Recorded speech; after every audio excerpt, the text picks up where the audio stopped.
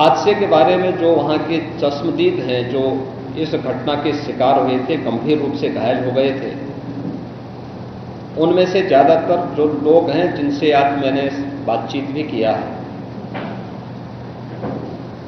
वे सभी इस बात को बोलते हैं कि हादसा कार्यक्रम के उपरांत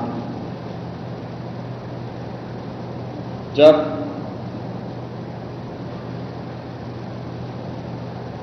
इस कार्यक्रम में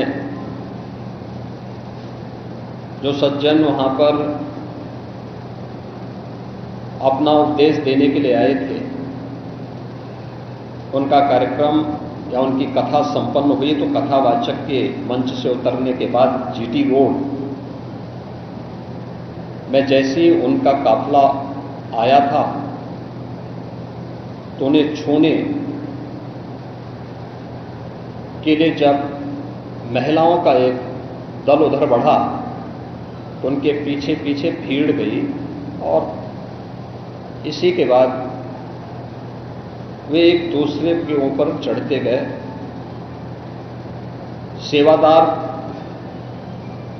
भी लोगों को धक्का देते रहे, जिसके कारण दोनों ओर, जीटी रोड के दोनों ओर और जीटी रोड के अंदर भी ये सब हादसा वहां पर होता हुआ दिखाई दिया। इसका सबसे दुखद पहलू यह था कि इस प्रकार के आयोजन में जो सेवादार प्रशासन को अंदर घुसने नहीं देते, दुर्घटना होने के तत्काल बाद या दुर्घटना के दौरान प्रारंभिक रूप में इन्होंने पहले वहां पर इस मामले को दबाने का प्रयास किया, लेकिन जब उन्हें प्रशासन ने हॉस्पिटल ले जाने की कार्रवाई प्रारंभ की तो इनमें ज्यादातर सेवादार वहां से भाग गए। इस पूरी घटनाक्रम के लिए हम लोगों ने एडीजी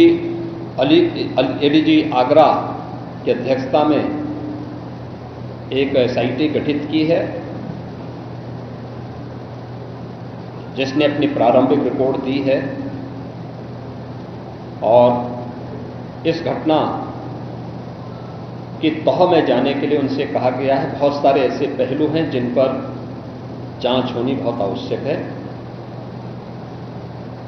अब तक प्रथम दृष्टया जो थी हमारी कार्रवाई ये थी कि राहत और बचाव के कार्य को आगे बढ़ाने के बाद आयोजकों को पूछताछ के लिए बुलाना, घटना के बारे में, हादसे के कारणों के बारे में उनसे भी पूछताछ करना और फिर घटना की लापरवाही और जिम्मेदारों की जवाबदेही भी इसके लिए तय करना, जिसके लिए पहले से ही एफआईआर यहां पे दर्ज हो चुकी है। इसके लिए कार्रवाई आगे बढ़ रही है। हम लोग इस बात को किसी भी प्रकार से डिनाई नहीं कर सकते कि इस प्रकार की घटना केवल एक हादसा नहीं होता है। अगर हादसा भी है तो उसके पीछे कौन जिम्मेदार है, और अगर वह घटना घटित हुई है तो इसके पीछे हादसा नहीं तो साजिश किसकी है, कौन इसके पीछे है। इन सभी पहलुओं को लेकर के राज्य सरकार ने तय किया है कि हम इसका एक जुडिशियल इंक्वायरी भी करवाएंगे और जुडिशियल इंक्वायरी हाईकोर्ट के एक रिटायर्ड जज की अध्यक्षता में होगी, जिसमें प्रशासन और पुलिस के भी रिटायर्ड सीनियर अधिकारियों को रख करके इस पूरी घटना की तह में जाकर के जो भी इसके लिए दोषी होगा उन्हें इसकी सजा देना और इस प्रकार की घटना की पुनरावृत्ति न हो, इनके बारे में एक सुझाव और एक एसओपी उनके माध्यम से बनाई जा सके, जिसे आगे इस प्रकार के किसी भी बड़े आयोजन में लागू किया जा सके। यह हम लोग सुनिश्चित करेंगे और मैंने यहां पर भी हाथरस में भी और सिकंदराव के घटनास्थल का मैंने दौरा किया। यद्यपि वहां काफी बारिश थी और वहां जाकर के मैंने एक बार उसको देखने का प्रयास किया है। यद्यपि प्रशासन ने पहले से इसके मैप भी बना के तैयार किए थे, वो भेजे भी थे, लेकिन हादसे के कारणों की प्रारंभिक व्यवस्था देखी जा सके इसको देखने के लिए वहां पर मैं स्वयं गया था। और हमारे 3 मंत्री यहां पर कल से ही कैंप कर रहे थे। मुख्य सचिव और पुलिस महानिदेशक भी यहां पर कल से ही कैंप कर रहे हैं।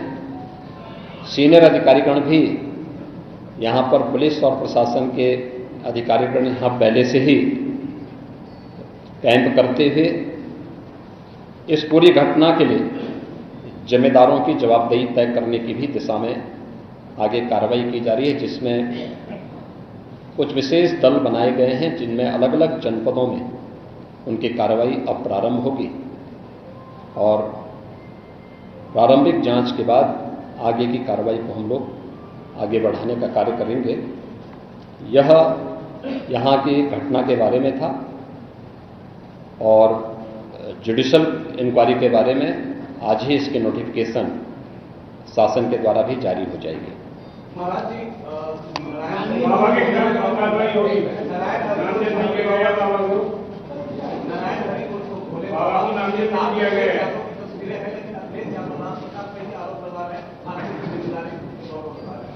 देखिए, कुछ लोगों की एक प्रवृत्ति होती है कि इस प्रकार के दुखद और दर्दनाक घटनाओं में भी वे राजनीति ढूंढते हैं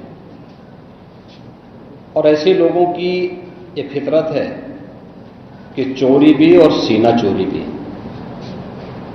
यह हर व्यक्ति जानता है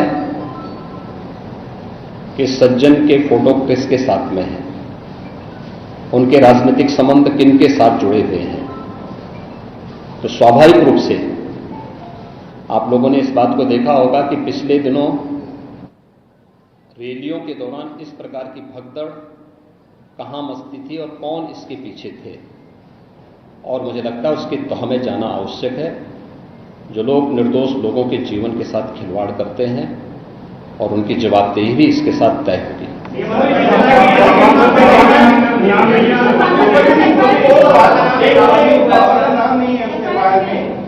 आपने कहा कि ऐसे आयोजनों में प्रशासन को घुसने की इजाजत नहीं होती है, तो ऐसा क्यों होता है कि क्या ये गाइडलाइन बनाई भविष्य में ऐसी चीजें ना हो? देखिए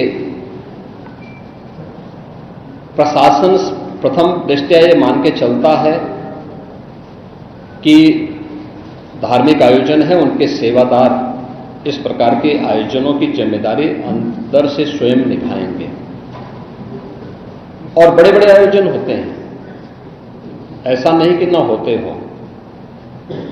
सावधानीवश वहां पर फोर्स प्रशासन तैनात करता है, लेकिन आउटर रिंग में उनकी फोर्स होती है। अंदर अगर आप देखेंगे तो उनके स्वयंसेवक, सेवादार ही इस पूरे व्यवस्था का संचालन करते हैं, उनकी देखभाल करते हैं। और जहां पे भीड़ अनुशासित होती है, धार्मिक और आध्यात्मिक श्रद्धा भाव के साथ लोग जहां आते हैं, वहां पर भीड़ अनुशासित ही रहती है। लेकिन जब वही कार्यक्रम निहित स्वार्थी तत्वों के हाथों का खिलौना बन जाता है, तो वह अनुशासनहीनता का नजारा वहां पर भी देखने को मिलता है। और इसका शिकार अंततः वह निर्दोष व्यक्ति होता है जो धार्मिक श्रद्धा के साथ उस आयोजन में भागीदार बनता है, क्योंकि उसको तो साजिश के बारे में पता नहीं होता है और वह अपनी उस श्रद्धा भाव के साथ आता है। लेकिन साजिश करने वाले लोग अपनी साजिश करके फिर वहां से चुपचाप खिसकने का प्रयास भी करते हैं।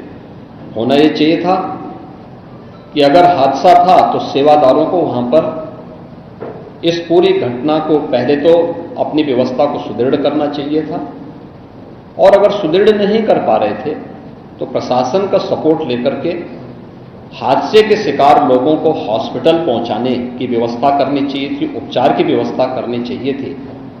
इसका सबसे दूसरा जो पहलू ये है कि हादसा में लोग मरते गए और सेवादार उससे पहले वहां से खिसक करके भाग चुके थे, और इसीलिए हम लोग इसकी तह में चलेंगे। और मैं इस बात के लिए आपको इस बात के लिए मैं कह रहा हूं ना कि मैंने इसीलिए जुडिशियल कमीशन के बारे में राज्य सरकार ने इसको तय किया है।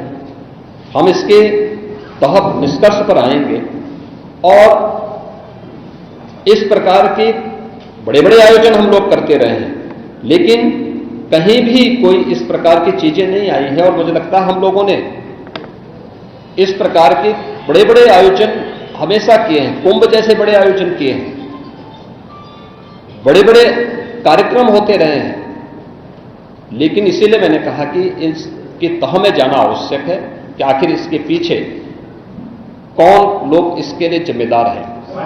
दूसरा, राज्य सरकार ने और केंद्र सरकार ने, देखिए कि एफआईआर एप्लीकेशन परमिशन के लिए जिन लोगों ने दी थी, प्रथम दृष्टया पहले एफआईआर उनके खिलाफ होती है और इसके बाद फिर उसका दायरा बढ़ता है। ये सभी अन्य लोगों के दायरे में आएंगे, जो भी इसके लिए जिम्मेदार होंगे वो इसमें आएंगे। केंद्र और राज्य सरकार ने आर्थिक सहायता की भी घोषणा की है। जो निर्दोष लोग इस पूरे हादसे के शिकार हुए हैं, उनके जो नाबालिग बच्चे हैं, जो स्कूल में पढ़ने वाले बच्चे हैं, उनको हम उत्तर प्रदेश मुख्यमंत्री बाल सेवा योजना के अंतर्गत उन बच्चों की पढ़ाई की व्यवस्था हम लोग राज्य सरकार से करवाएंगे।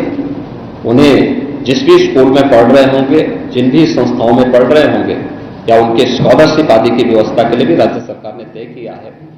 और प्रत्येक मृतक के परिवारजन को भी केंद्र और राज्य सरकार मिलकर के 4 लाख रुपए की सहायता और गंभीर रूप से घायल व्यक्ति को 1 लाख रुपए की सहायता दे रही है। अगर आप ये वीडियो YouTube पर देख रहे हैं तो हमारे चैनल को सब्सक्राइब करें और बेल आइकन को दबाना ना भूलें। अगर आप Facebook पर ये वीडियो देख रहे हैं तो हमारे पेज को लाइक करें।